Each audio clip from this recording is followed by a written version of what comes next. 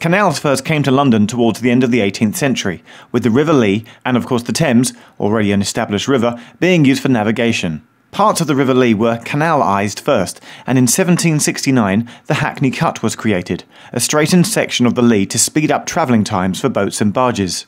Soon after, the Limehouse Cut opened, to connect the Lee to the Thames, avoiding the curves of Bow Creek. It used to connect straight to the Thames. Limehouse Basin wasn't built for another 200 years in the 1960s.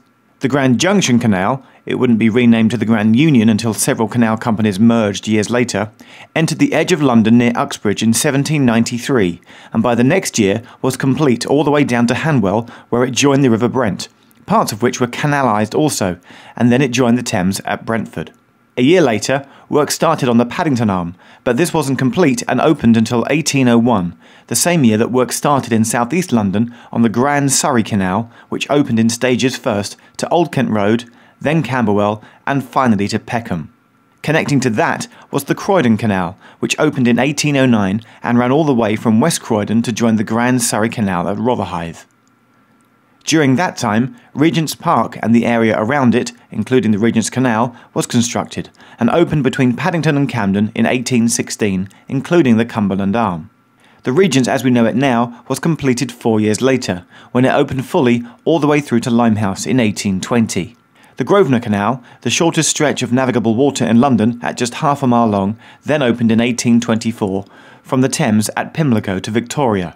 The Kensington Canal opened next in 1828, having taken 4 years to build, and the Hertford Union in East London followed that, opening in 1830. There then followed a period of time in London when many canals were closed.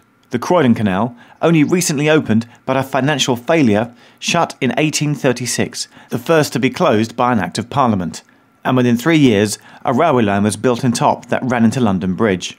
The Kensington Canal lasted just 32 years before closing.